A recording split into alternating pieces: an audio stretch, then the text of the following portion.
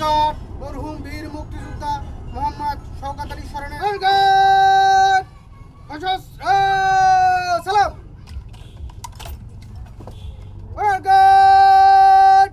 অস্ত্র নামাবে, অস্ত্র নামা। হাজারো মুসল্লি চোখের জলে রাষ্ট্রীয় মর্যাদায় শেষ বিদায় নিলেন বীর মুক্তিযোদ্ধা শওকত আলী। রিপোর্ট মোহাম্মদ বিল্লাল মোল্লা, কুমিল্লা উত্তর জেলা প্রতিনিধি।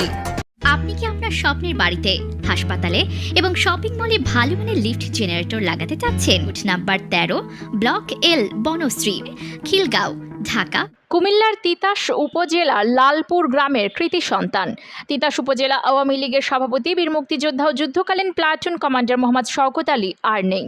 ইন্না লিল্লাহি ওয়া ইন্না ইলাইহি রাজিউন। আজ বুধবার সকাল 10টা 50 চিকিৎসাধীন অবস্থায় নিজ বাসভবনে শেষ নিঃশ্বাস ত্যাগ করেন এই বীর সন্তান। তার মৃত্যুর খবরে শোকের ছায়া নেমে এসেছে পুরো তিতাস জুড়ে। প্রিয় মানুষটিকে শেষবারের মতো বিদায় জানাতে জানাজায় ছুটে আসেন হাজারো মুসল্লি। দলমত, শ্রেণী পেশার ভেদাভেদ ভুলে সর্বস্তরের মানুষ অংশ নেন এই শেষ বিদায়ে। জানাজার আগে তিতাস উপজেলা প্রশাসন ও তিতাস থানার পক্ষ থেকে মহান মুক্তিযুদ্ধের এই বীর সেনানীকে রাষ্ট্রীয় মর্যাদায় গার্ড অব অনার প্রদান করা হয়। এ সময় এক আবেগঘন পরিবেশের সৃষ্টি হয়। সহযোদ্ধা, বীর মুক্তিযোদ্ধা, সাংবাদিক শাহজাহান খান সহ তার দীর্ঘদিনের সহকর্মী ও শুভাকাঙ্ক্ষীরা উপস্থিত ছিলেন।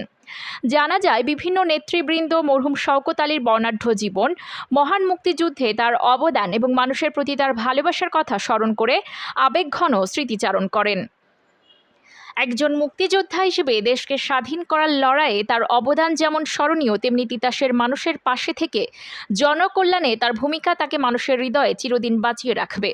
মৃত্যুকালে তিনি স্ত্রী, 4 মেয়ে, 2 সন্তান সহ অসংখ্য আত্মীয় স্বজন, সহকর্মী ও গুণগ্রাহী রেখে গেছেন। আজ তিনি আমাদের মাঝে নেই, কিন্তু মহান মুক্তিযুদ্ধের একজন সাহসী যোদ্ধা হিসেবে তার স্মৃতি, তার ত্যাগ এবং তার অবদান বেঁচে থাকবে মানুষের হৃদয়ে। আমরা মরহুমের বিদেহী আত্মার মাগফিরাত কামনা করছি এবং তার শোক সন্তপ্ত পরিবার, স্বজন ও শুভাকাঙ্ক্ষীদের প্রতি জানাচ্ছি গভীর সমবেদনা। মহান আল্লাহ পাক তার দুনিয়ায় জানা অজানা সকল ভুল ত্রুটি ক্ষমা করে তাকে জান্নাতুল ফেরদৌস নসিব করুন, আমিন।